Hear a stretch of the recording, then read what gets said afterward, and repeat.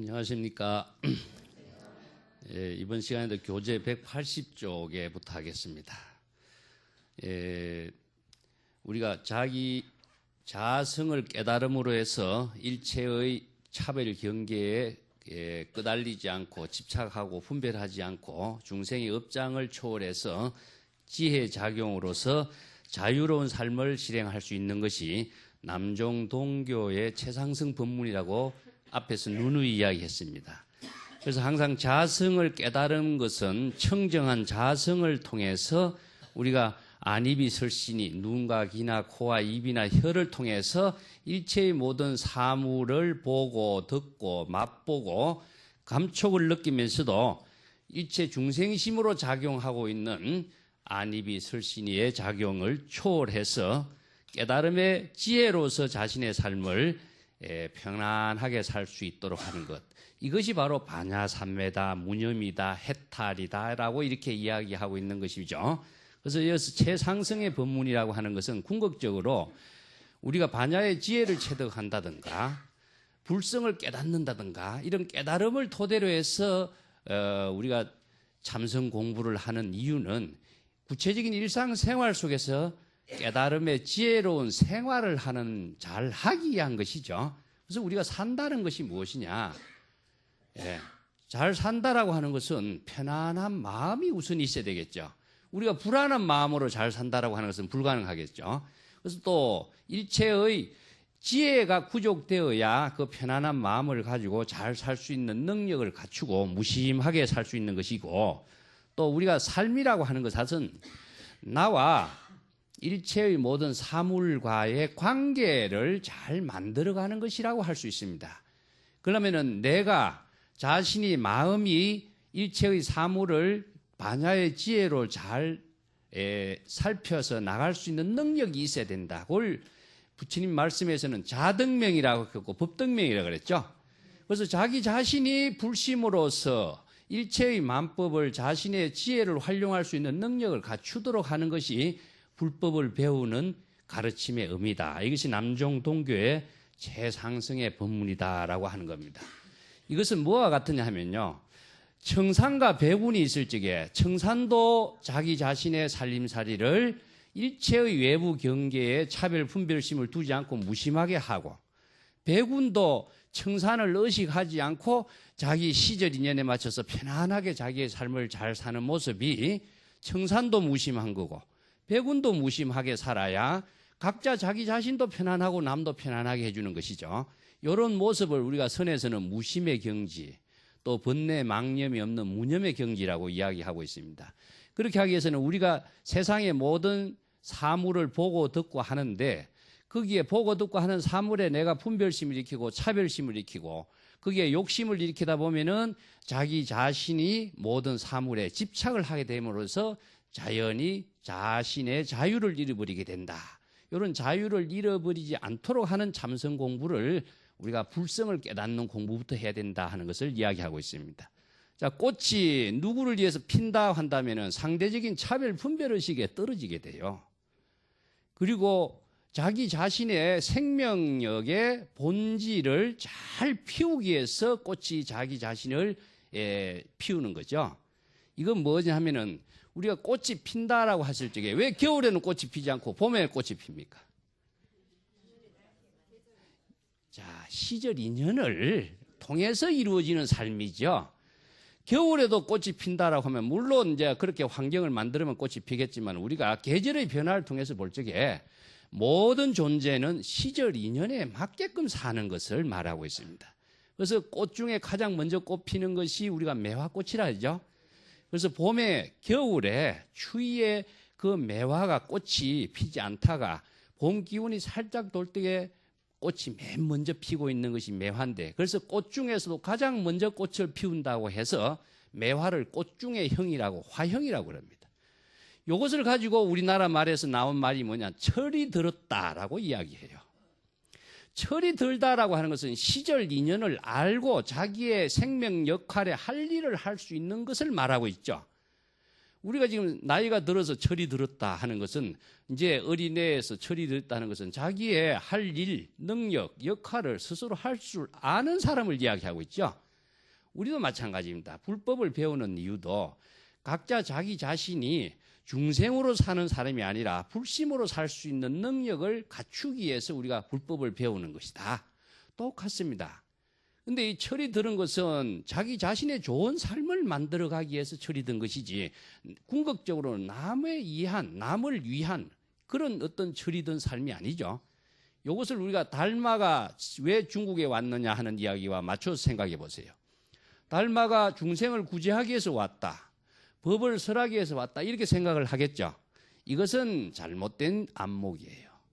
누구를 위해서 달마가 온 것이 아니라 달마는 자기의 원력을 위해서 좋은 삶을 실현한 거예요. 우리도 마찬가지입니다. 우리가 불법을 배우는 것도 좋게 말하면 중생을 구제하기 위해서 큰 원력을 세우지만 그 중생을 구제하는 원력이 자기 자신이 능력이 없고 자기 자신이 그런 삶을 만들어갈 수 있는 지혜가 없는데 어떻게 구제가 되겠어요? 자기 자신의 좋은 삶을 만들어갈 때 자연스럽게 그것이 자리가 즉 이타가 되는 것이 우리가 보살의 행인 것이지 능력을 갖추지 못하면 보살행 할 수 없는 것이고 법을 설할 수 있는 능력이 없고 법을 깨달음의 생활을 할 수 없는 사람이 남을 위해서 좋은 법을 설할 수도 없게 되는 것입니다. 이와 꼭 마찬가지로 꽃이 봄에 대해서 꽃이 핀다라고 하는 것은 자기의 생명 활동이다. 뭐 종자 번식도 있고 생명 활동도 있고 그것이 자신이 철이 들어서 자신의 할 일을 잘한다 하는 것을 내가 선에서 뭐라고 합니까? 지금 여기에서 자기 일을 잘한다. 이게 시절 인연에 맞춰서 자기의 역할을 잘한다. 내가 볼 적에는 반야의 지혜로 보고 들을 적에는 반야의 지혜로 듣고 자신의 일을 할 때 반야의 지혜로 잘할 수 있게 하기 위해서 뭐가 필요하느냐 하면은 그 능력을 갖추어야 된다. 그래서 우리가 인간이 성장하면서 모든 것을 배우고 익히는 것인데 이 세속적인 배움의 익힘이라고 하는 것도 세속의 모든 삶의 생활을 잘하기 위해서 배우는 것인데 불법을 배우는 것은 그것보다도 한 단계 더 차원을 높이해서 출세간적인 지혜를 작용할 수 있는 능력을 구족하는 것이다. 그렇기 때문에 이 출세간적인 지혜를 배우는 그것이 바로 자신의 평안함을 만들고 무심의 경지에서 안심된 경지에서 자신의 지혜로운 삶을 잘할 수 있는 그 지혜를 배우는 공부다 하는 것을 여기서 설하고 있는 겁니다. 그렇기 때문에 이것을 반야삼매, 자유자재한 해탈, 무념의 행위다 이런 말이에요. 그래서 번뇌 망념이 없는 무념의 행을 그럼 어떻게 해야 될 것인가 하는 것이 우리가 누누이 이야기했습니다. 중국 사람들의 언어가 부정이 먼저 들어오고 긍정이 이렇게 표현하는 방법이 우리 언어하고 좀 다릅니다. 그래서 모든 것이 뭐 무념이라든가 무심이라든가 무주라든가 무상이라 이런 표현을 쓰고 있죠. 그것이 하나의 우리가 언어로서는 익혀졌지만 실제로서는 정확하게 자기의 마음으로 실천을 할 수 있도록 와닿지 않는 경우가 많이 있어요. 이 무념은 무엇이냐 하면은 번뇌 망념이 없는 것이 무념입니다. 그 번뇌 망념이 없도록 깨닫도록 하는 방법을 육조 단경에서는 견성을 하도록 가르치고 있어요. 불성을 깨달음으로 해서 본래 불성이 자성이 청정하니까 불성을 깨달음으로 해서 자기가 일체 번뇌 망념이 없는 무념의 경지를 체득하는 것을 우리가 견성의 법이라고 하고 무념의 경지라고 이야기합니다. 그 무념은 왜 무념이냐? 중생이 유념이라고 하는 번뇌 망념으로 생활하기 때문에 번뇌 망념의 중생심을 초월해서 근원적인 불성을 깨달아서 불성의 지혜로 살 때에 우리가 중생심으로 작용하고 있는 여러 가지 나쁜 자신의 업장을 모두 소멸시키는 생활이 되기 때문이죠. 그 중생심의 삶이 모든 자기를 고통을 초래하는 인연을 만들기 때문에 이것을 초월하기 위해서는 자기의 청정한 불심을 깨닫는 것이 가장 유일한 방법이고 근원적인 해결 방법이다. 여러 가지 자선 수행법이 있지만은 그것은 한 부분적이고 일시적인 참선 수행이었지만은 견성의 법은 일체의 모든 차별적이고 부분적인 가르침을 모두 초월해서 각자의 불심의 지혜를 작용할 수 있는 선정의 방법을 설한 것이다 하는 겁니다. 그래서 유념이라든가 무념이라든가 이런 용어가 좀 이해가 좀 어렵죠. 자, 그렇다면 우리 마음의 구조를 한번 보면요. 달마의 안심법문에 이런 법문이 있어요. 해가대사가 처음 달마를 찾아가서 내 마음이 불안하고 불편하니까 스님 나의 마음을 좀 안심시켜 주십시오 이야기합니다. 불편하고 불안한 마음은 중생심이죠. 이 중생심을 어떻게 좀 해결해 주십시오 이 말이죠. 내가 마음이 참 괴롭습니다. 이 괴로운 마음을 좀 스님이 법문을 통해서 잘 치료를 해 줘서 내가 불안한 마음을 없애 주십시오. 이런 법문이에요. 자, 우리가 모든 것이 환자가 병이 났을 적에 의사에게 가서 진료를 하는 거나 불안한 중생심을 초월하기 위해서 스님, 선지식을 찾아가서 법문을 듣는 것이나 똑같죠. 그러니까 달마 스님은 뭐라고 법문했냐면은 그대 불안한 마음을 한번 찾아봐라. 불안한 마음을 한번 나한테 한번 제시해봐라. 그대가 불안한 마음이라고 느끼고 있는데 불안한 마음이 과연 어떤 마음인가 한번 제시해보라고 이야기합니다. 이것은 본인이 불안한 마음이라고 느꼈지만은 불안한 마음이 무엇인가라고 하는 것을 본인이 철저하게 한번 재확인해 보게 하는 법문이죠. 이게 불안한 마음을 찾아보려니까 어떻습니까? 불안한 마음은 없죠. 우리의 마음에 중생심이라고 하는 마음이나 부처의 마음이라고 하는 것이 따로따로 존재하지 않습니다. 불안한 마음도 따로 존재하지 않고 또 편안한 마음이 따로 존재하지 않아요. 그러면 왜 이런 불안한 마음이라든가 불안한 마음 속에서 번뇌, 망념, 고통 여러 가지 불안이 초래되는데 이 불안한 마음과 편안한 마음이 따로따로 존재한다고 생각하는 것은 중생이다. 두 가지로 생각하는 건 중생이 되는 거죠. 그래서 이제 불안한 마음을 찾으니까 찾아봐도 불안한 마음이 없습니다. 그러니까 달마대사가 하는 말이 내가 그대를 위해서 편안한 마음을 깨닫게 해주었다 이렇게 합니다. 자, 달마가 깨닫게 해주었다라고 하는 것은 궁극적으로 어떤 의미일까요? 해가가 불안한 마음을 찾아보니까 불안한 마음이 없죠. 그러면은 자기의 마음이 전부 다 편안한 마음이다 이 말입니다. 불안한 마음을 찾아도 보이지 않는 그 마음은 바로 편안한 마음이다. 무슨 말인지 아시겠습니까? 자, 여기서 불안한 마음은 유념이었고 중생의 번뇌 망념의 마음인데 불안한 마음이라고 하는 것을 자각을 하니까 불안한 마음이 없다. 이게 무념이 되겠죠. 요 경지를 바로 도노견성이라고 합니다. 도노견성하기 쉽죠. 누구나 자기의 망념을 자각하면 도노견성이 이루어집니다. 이것은 남이 해줄 수가 없어요. 본인만이 이것을 할 수 있고 자각할 수 있어요. 그래서 육조단경에서 견성하는 방법을 어떻게 설했습니까? 지금까지 자기의 마음을 잘 살펴서 불안한 마음인가 편안한 마음인가 자신의 마음을 살펴봤을 때에 자신의 마음을 살펴보는 마음이 바로 견성이 돼버려요. 그래서 견성하는 거예요. 자, 이것이 육조단계에서 내가 여러 번 이야기했듯이 견성의 방법이다. 견성의 방법. 누구나 쉽게 할 수 있는 법을 설해야 부처님의 불법을 누구나 실천할 수 있는 것이지 출가한 사람만 하고 특수한 사람만 견성하고 다른 사람이 못한다면 안 되겠죠.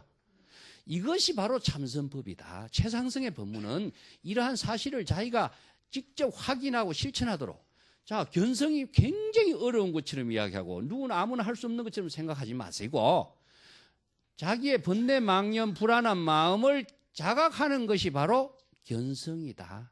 자각하는 그 마음이 바로 불심의 지혜 작용이다. 이걸 여러분들이 철저하게 확신을 가지셔야 돼요.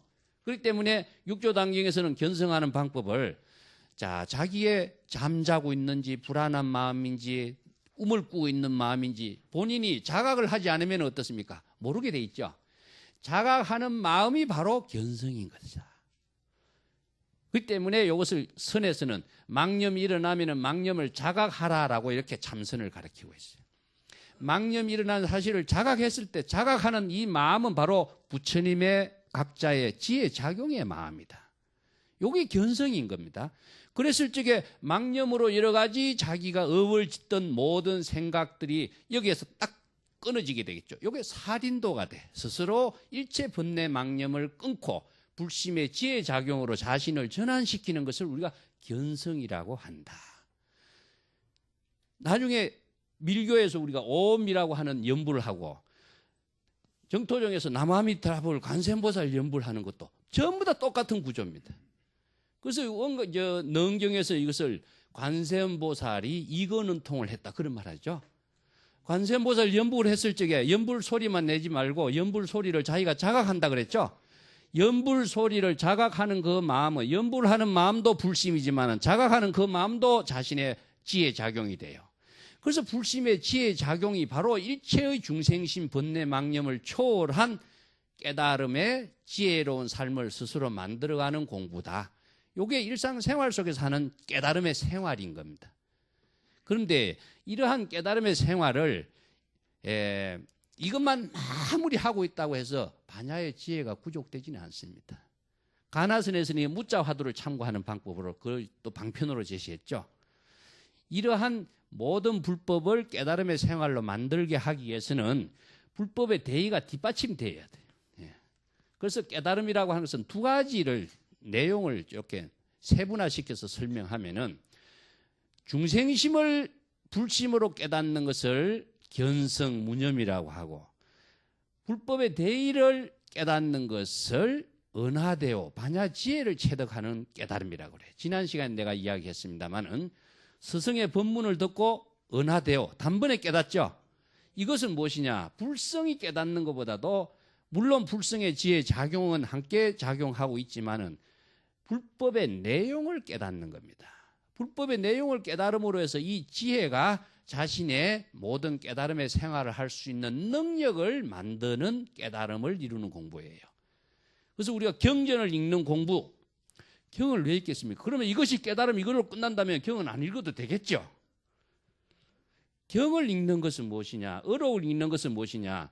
84,000의 모든 다양한 지혜가 구족되어야 우리가 다양한 생활을 자유자재로 할 수 있는 능력을 갖추게 돼요. 시절 인연에 맞추어서 우리들의 일이라고 하는 것이 뭘까요? 수없이 다양합니다. 한 가지로서 우리는 살아갈 수 없기 때문에 시절 인연에 맞는 시시각각 번뇌 망념의 일을 다 치료할 수 있는 능력을 갖추기 위해서는 수없이 많은 반야의 지혜를 구족해야 되겠죠. 자, 여기에서 이것을 법을 등불로 삼아라. 이 많은 반야의 지혜를 우리가 배우고 익히고 자기의 지혜로운 생활로 만들기 위해서 육조단경에서는 뭐 했습니까? 지혜로 관조하라 그랬습니다. 반야의 지혜로 일체의 만법을 잘 살펴서 자신의 깨달음의 지혜로 만들 수 있는 능력을 체득하도록 해라. 그래서 견성한 마음으로 이것이 이루어지기 때문에 이것도 불심의 지혜 작용으로 이루어지는 거죠. 중생심으로서는 지혜로운 생활을 할 수가 없는 것이다 하는 겁니다. 그래서 능경에서는 이런 말을 어떻게 표현하면은 이치로는 불법의 대의를 이치로는 단번에 우리가 들으면 깨닫게 되겠죠. 여러분들이 불법이 어떤 것인가 선지식의 말을 듣고 경전을 보면서 불법의 대의가 어떤 거 반야의 지혜가 무엇이고 하는 것을 이치로는 금방 깨닫게 됩니다. 부처님의 법문을 듣고 깨닫는 사람들을 성문이라 그러죠. 성문영각이 부처님의 법문을 듣고 다 깨달은 것이지 경전을 보고 깨달은 그 당시에 그런 사람 없어요. 그래서 이제 선지식을 찾아가서 선지식의 법문을 듣고 바로 깨닫는 것을 이치로 깨닫는 것을 이적도노라 그래요. 이치로서는 불법의 대의를 금방 깨달아요. 이치로 불법의 대의를 반야의 지혜를 구족했기 때문에 이 반야의 지혜로서는 일체의 모든 자신의 업장을 소멸시킬 수 있는 힘이 만들어져요. 그런데 이치로 깨달았다고 해서 구체적인 우리들의 현상 생활 속에서 이것을 어떻게 적용시켜 나가야 될 것이냐. 이 이치로 깨달은 반야의 지혜를 일상생활 속에서 지혜로 관조해서 깨달음의 생활을 만들어가는 능력을 자신이 갖추어야 되겠죠. 이것을 우리가 지혜 관조의 생활을 하는 것이 깨달음의 생활. 이것은 자기의 중생심의 지혜의 작용을, 중생심을 불심으로 전환하고 불심의 지혜로서 지금 구체적인 현상 생활 속에서 자신이 어떤 경계 시절 인연의 사물에 만났을 때도 반야의 지혜로서 관조하여 자신을 깨달음의 생활로 만들어가는 능력을 구족하는 것이 뭐냐? 84,000의 지혜다. 이 84,000 지혜를 구족하기 위해서는 경전의 가르침과 어록의 가르침에 부처나 조사의 모든 지혜를 자신의 지혜로 만드는 공부를 하는 것이 뭐냐? 이것을 참선 공부라고 그래요. 경전의 말을 듣고 내 것으로서 완전히 이치로 깨닫지 못하게 되고 반야의 지혜가 구족되지 못했을 적에 문제의식이 남게 되겠죠. 이 문제의식을 참고하는 것이 참선인 겁니다. 그래서 여기서 문제의식이 크면은, 의심이 크면은 이런 말입니다. 깨달음이 크다. 문제의식을 크게 가진 사람은 그 깨달음의 작용도 크게 자기에게 와닿는다 하는 그런 의미로서 의심이 크면 깨달음도 크다 하는 것인데, 그것은 여기를 주고 하는 말이지 여기에다 쓰는 말은 아니에요. 그래서 일상생활할 적에 염불을 하는 것은 뭐냐, 항상 잠자고 있고 번뇌 망념에 빠져 있고 미혹에 헤매고 있는 자기 자신을 자각시키는 것에 의해서 자기는 망념에서 스스로 구제한다. 이것을 자기 스스로를 제도하는 방법이 반야의 지혜, 불법의 지혜로서 뒷받침되고 있는 것을 말해요. 그것을 무념의 경지라고 그러고, 여기에서도 안입이 설신이로서 일상생활하는 가운데 어떤 경계에 부딪히더라도 6가지 도적을 스스로 물리칠 수 있다라고 하는 것은 뭘까? 자기가 반야의 지혜로서 자신이 번뇌 망념의 중생심으로 작용하고 있는 자신을 이 깨달음의 지혜 작용을 활용했을 때에 스스로 6가지 도적에서 망념으로 업을 짓는 자기 자신을 스스로 살인도로서 끊고 반야의 지혜로서 깨달음의 생활을 만들어갈 수 있는 능력을 갖추게 되는 것을 말하고 있습니다. 이것이 구족되지 않으면은 우리가 어떤 경계 사물에 부딪히면은 자기가 어떻게 이 경계나 사물에 지혜로운 삶으로 스스로 만들어 가야 될 것인가 하는 판단 기준도 없고 능력도 없게 되겠죠. 그래서 우리가 법에 의거하라, 사람에 의거하지 말고 법에 의거해라. 부처님이나 여러 조사들은 정강석화와 같다. 그 우주의 공간과 시간에 비유해 볼 때 수없이 많은 재불의 출현이라고 하는 것은 번개불이 한번 탁 부딪히다가 끝나는 것과 같이 찰나지간의 생멸의 존재로서, 무상한 존재로서 밖에 없죠. 그런데 그분이 설해놓은 설법의 가르침의 내용은 이걸 법신이라고 해요.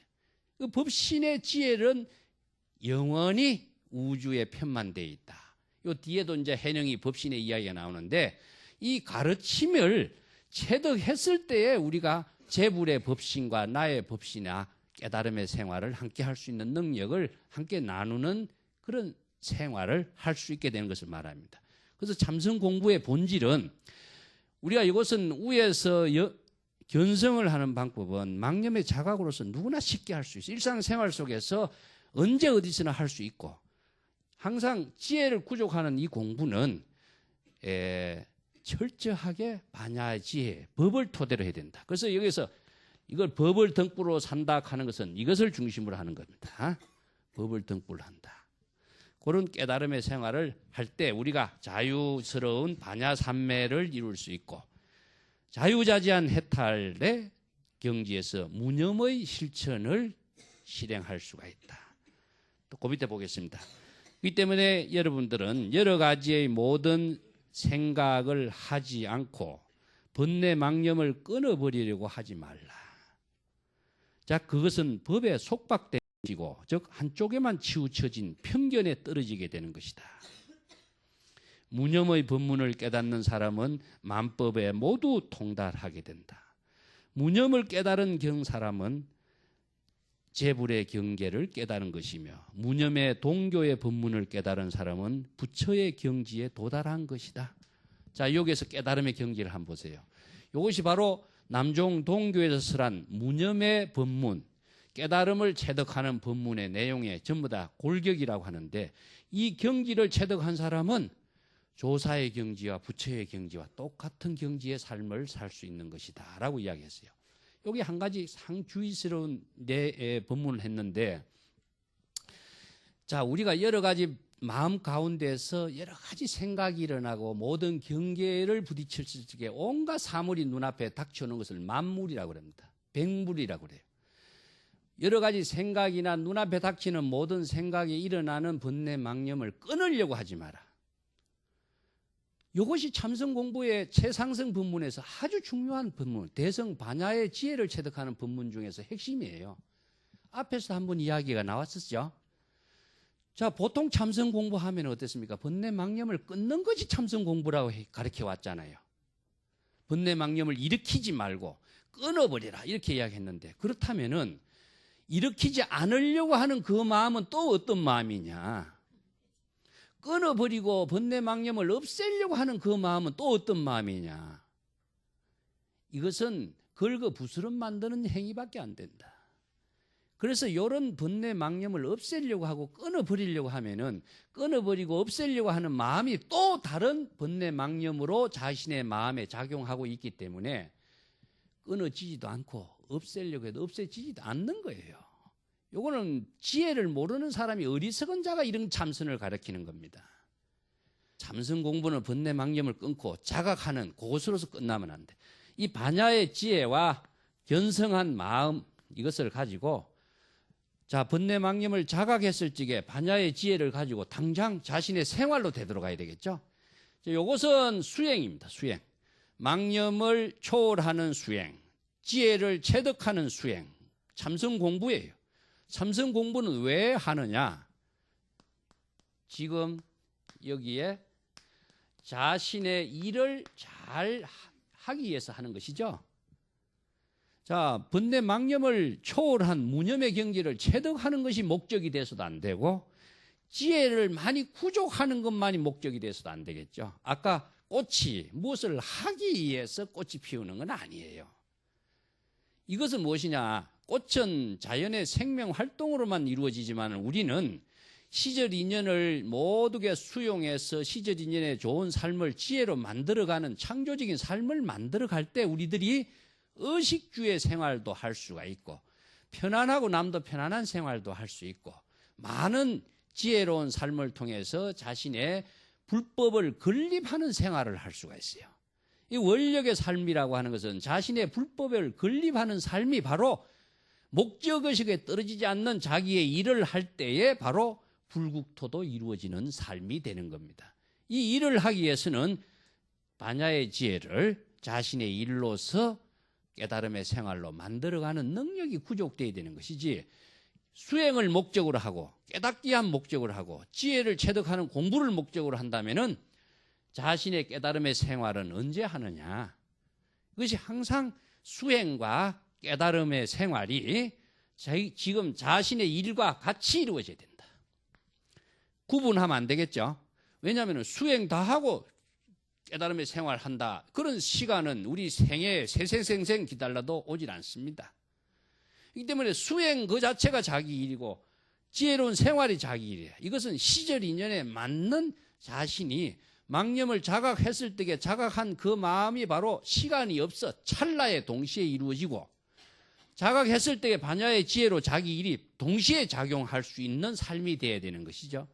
그래서 수행과 깨달음을 우리가 논리적으로 나누면은 이러이러한 구분을 나눌 수가 있지만은 구체적인 일상생활 속에서는 항상 동시에 작용할 수 있어야 된다. 이 경지를 남종 동교의 법문이라고 한다. 이런 경지에 사는 사람을 우리가 부처의 깨달음의 삶을 사는 사람이다. 앞에서도 이야기했죠.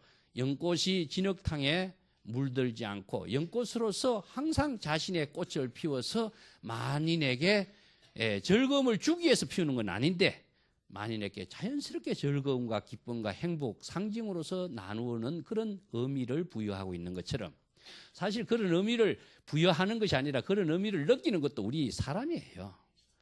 망념이라고 하는 것도 사실은 그런 이미지를 우리가 갖고 있는 하나의 생각일 뿐이지 망념이라고 하는 것이 실체가 있는 것도 아니고 뿌리가 있는 것도 아니고 씨앗이 있는 것도 아니에요.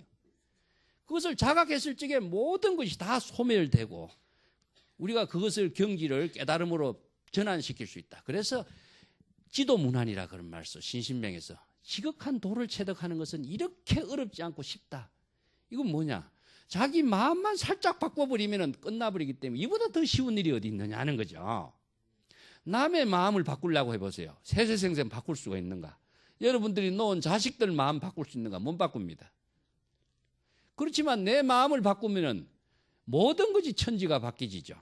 그래서 이거보다 더 쉬운 일이 어디 있냐. 그래서 가장 시극한 쉬운 공부는 마음 바꾸는 공부고 마음 쓰는 공부인데 사람들이 이걸 왜 마음 바꾸는 공부, 마음 쓰는 공부를 제대로 못하느냐. 그 신신명에서 아주 도를 실행하는 것은 쉽다. 이렇게 쉬운 일이 이거보다 더 쉬운 일이 없다. 이렇게 해서 지도문안이라는 말을 쓰는 거예요.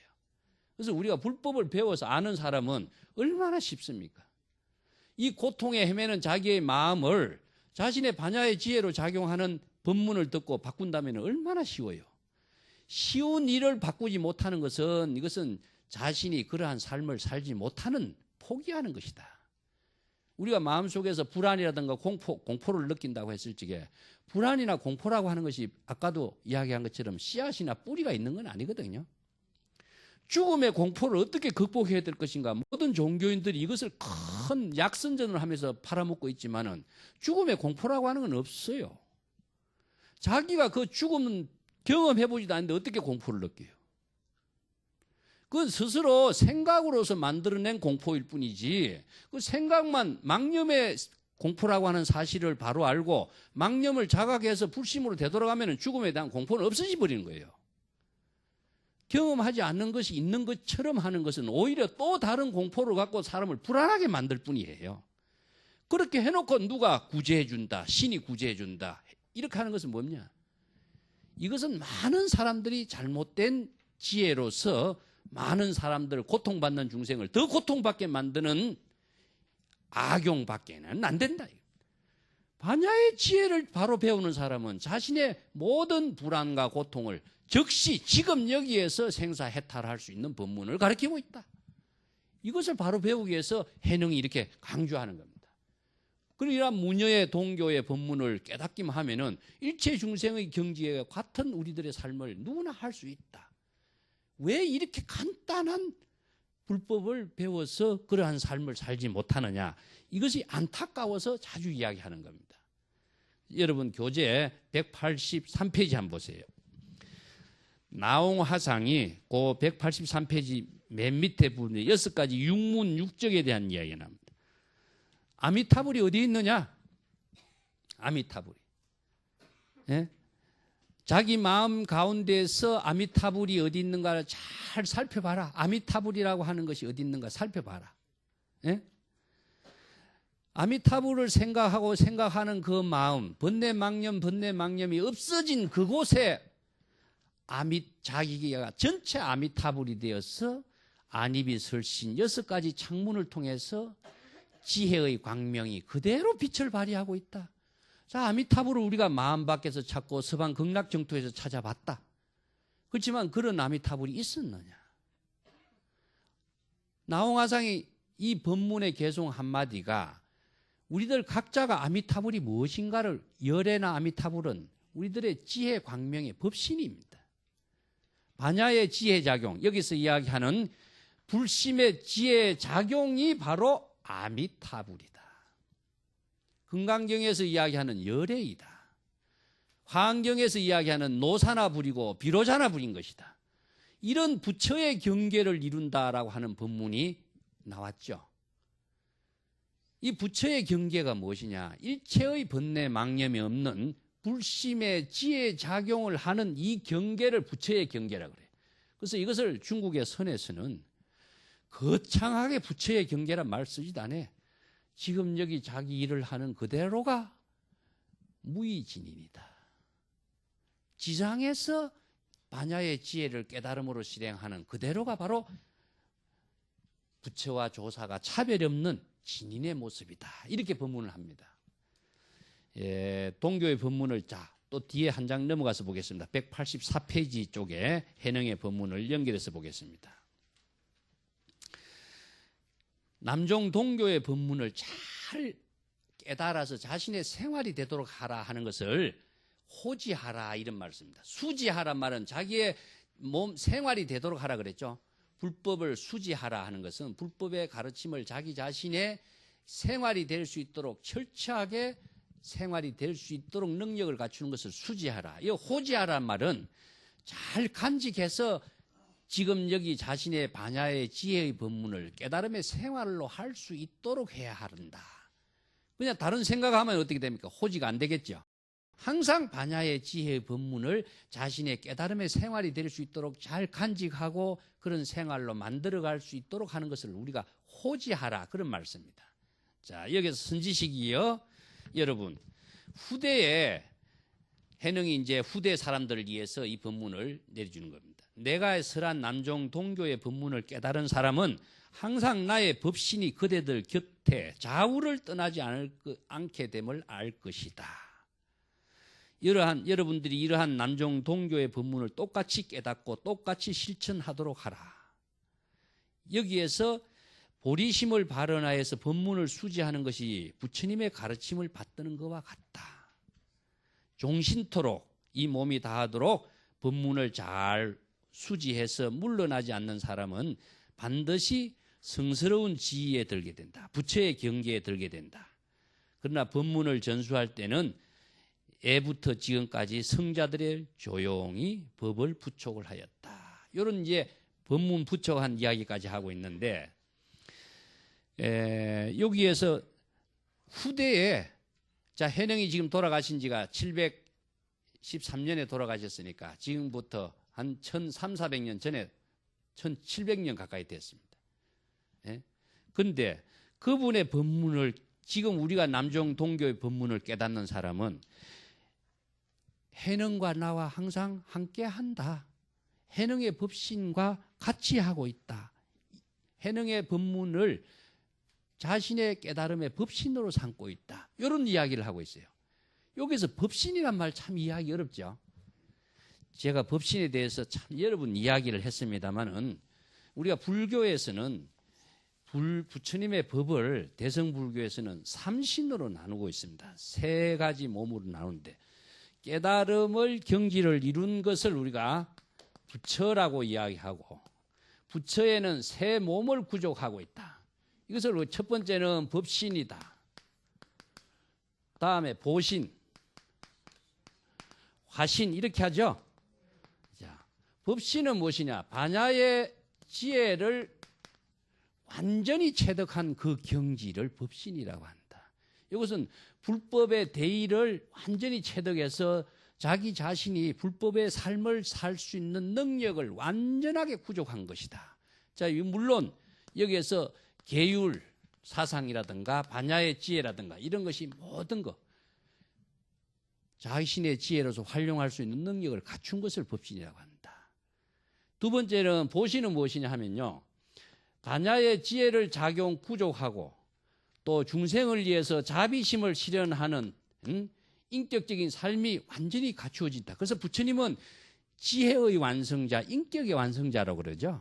그러면 지혜의 상징을 우리는 문수보살이라고 했고, 자비의 상징, 인격적인 삶을 실현하는 그 모습을 보현보살로서 의인화시켜서 이야기했습니다.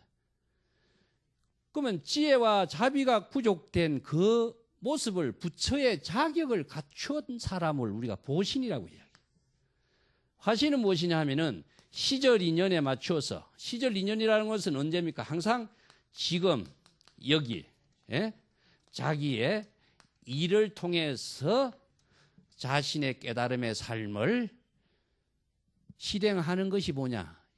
시방 3세의 중생들에게 불법의 삶을 지혜와 인격으로서 나누는 삶을 실행하는 것을 화신이라고 한다. 여기에서 법신이라고 하는 것은 해능이 설한 반야의 지혜 불법을 자신이 체득하면은 해능의 법신하고 나의 법신이 하나가 되죠. 옛날 과거에 지금 해능의 몸은 다 죽어 없어졌지만 해능의 깨달음의 법신이 무엇이냐? 지금 여기서 육조단경에서 설하고 있는 남종 동교의 최상승 법문이 바로 해능의 법신인 거예요. 이 법문을 깨달은 사람은 해능의 법신과 나의 법신과 하나 다를 바가 없죠. 이것을 지금 이렇게 설하고 있어요. 그래서 이 해능의 법신만 함께 하는 게 아니에요. 시방 3세 재불의 법신과 나와 함께 하는 경지가 바로 반야의 지혜를 깨닫는 것, 깨달음의 지혜로운 삶을 실현하는 것. 이것은 시방 3세의 법신과 나와 함께 하는 거예요. 자, 이것을 조금 더 이해를 돕기 위해서 의사가 되기 위해서 의학을 배우는 것이죠. 의학을 모두 통달한 것을 무엇이냐? 우리가 불교적인 입장에서 보면 법신이라고 그러는. 그러면 의학을 통달해서 모든 환자를 치료할 수 있는 능력을 갖추었다 했을 적에 자격을 부여하는 것이 뭡니까? 의사다 이거예요. 그 의사가 이 의학을 가지고 환자에게 의술을 베풀고 있죠. 이것이 무엇이냐? 바로 화신의 모습이다. 그렇다면 의사가 세 사람이냐? 한 사람이죠. 여기에서 이것을 자기라고 해봅시다. 자기. 우리들 각자 자기다. 자, 우리들이 지금 반야의 지혜를 중생심을 초월하고 불심을 깨달은 무념의 경지에서 반야의 지혜를 구족해서 불심의 지혜 작용으로 자신의 삶을 지금 여기 자신의 삶을 실행할 때 자신이 깨달은 법신의 반야의 지혜를 부처의 모습으로 중생들에게 자기 자신의 시절인연의 삶을 잘 사는 그 모습이 바로 한 부처가 법신, 보신, 화신을 구족해서 시절인연의 좋은 삶을 실현하는 그 모습이다. 그것이 바로 재불보살의 경계와 육조 해능의 경계와 나의 지금 깨달음의 생활의 경계와 똑같다. 차별이 있을 수가 없다. 이 법문을 지금 해능이 지금 대신해 주고 있어요. 그래서 이 법문을 모르는 사람은 이 법문을 배운다면은 이것으로서 아주 자기 마음만 바꿔 살기만 하면 돼. 이거보다 더 쉬운 법문이 어디 있느냐 이거예요. 그래서 우리가 마음 찾는 공부 이런 쓸데없는 공부 하지 마. 마음 쓰는 공부를 해보자. 마음을 잘 쓰기 위해서는 어떻게 해야 될 것인가. 중생심으로 헤매면은 불심으로 전환시키고 불심으로 지혜를 구족해서 지혜로운 삶을 만들어 갔을 때 자기의 지금 마음과 마음이 편안한 가운데 자신의 일을 잘 할 수 있는 사람이 되는 이런 경지가 바로 부처나 보살이 되는 삶을 실현하는 거다. 이것을 지금 해능이 종합해 주고 있는 겁니다. 경전에서는 이것을 경전마다 다르게 여러 가지 방편으로 설해놨지만은 구체적으로 참선을 통해서 실천할 수 있는 방법을 제시해 놓은 것이죠. 자, 185페이지 밑에 부분 더 읽고 끝내겠습니다. 그렇기 때문에 앞에서 부처나 보살은 큰 서원을 일으켜서 깨달음의 도에서 물러서지 않는 사람에게 반드시 불법을 부촉하는 것이다. 만약 견해가 같지 않거나 의지와 서원이 없으면 여기저기서 함부로 망령스럽게 입으로만 선전하지 말라. 그것은 사람들의 인격을 손상시키는 일이고 궁극적으로 자기에게도 남에게도 아무런 이익이 없다. 만약에 어리석은 사람이 바르게 알지 못하고 이 남종 동교 법문을 비방한다면은 100급에 걸쳐서 많은 세월에 걸쳐서 1000번이나 다시 태어나도 부처가 될 수 있는 성근의 씨앗이 끊어지게 되리라. 자, 우리가 남을 비방한다는 무의미한 거예요. 자기의 좋은 삶을 실현하기 위해서 우리가 불법을 배우는데 남을 비방하거나 헐떡거할 이유가 자기의 귀중한 삶을 사는 시간에 그런 시간 끼어 넣을 이유가 뭐가 있냐. 그래서 반야의 지혜를 구족하고 불법을 바르게 아는 사람은 시간적으로도 자신의 삶을 하루에 황금 10,000냥 이상을 사용하는 것처럼 귀중한 삶을 살 수 있는 능력을 갖추어야 된다. 이러한 삶을 사는 사람을 임재는 하루에 황금 10,000냥을 사용하는 사람이고 운문선사는 날마다 좋은 날이 되도록 하는 사람이 되도록 법문하고 있어요. 얼마나 구체적이에요. 그죠? 다른 거 뭐 여러 가지 법문을 싹 줄여가지고 날마다 좋은 날이 되도록. 그냥 날마다 좋은 날이 될 수가 있겠습니까? 중생심으로 번뇌망념으로 시기 질투하는 데에 좋은 날이 될 수가 있겠어요? 좋은 날이 될 수 있게 하기 위해서는 우선 마음이 편해야 되고 몸이 편해야 되고 또 시시각각으로 자신의 생각을 반야의 지혜로 만들고 창조적이고 의미 있는 삶으로 만들어갈 수 있는 능력이 갖추어졌을 때 우리가 날마다 좋은 날이 될 수 있는 거예요. 그래서 부처나 보살이 아무나 되는 게 아니야. 불법을 배우고 큰 원력을 세워서 자신이 깨달음의 삶을 잠자고 번뇌망념에 헤매고 있는 자신을 자각을 통해서 불심으로 자신을 만들고 반야의 지혜로서 자신의 삶을 구족되고 또 보살도의 삶으로서 조그마한 자신의 삶이 아니라 시방 3세 재불과 함께하는 삶을 나누는 일체 중생의 모든 삶을 함께 자신이 반야의 지혜로서 베푸는 이런 삶을 실행하는 사람을 우리가 원력을 세우고 부처나 보살, 조사라고 이야기한다. 우리가 그 옛날 특정한 사람만이 부처나 보살, 조살이 되는 것이 아니다. 일체 중생 누구나가 될 수 있기 때문에 불법은 평등의 종교고 일체 중생을 모두 다 불보살이 될 수 있는 그 가능성의 세계를 설하고 있는 것이 불법의 가르침이다 하는 점을 명심하시고 오늘 이야기 마치겠습니다. 감사합니다.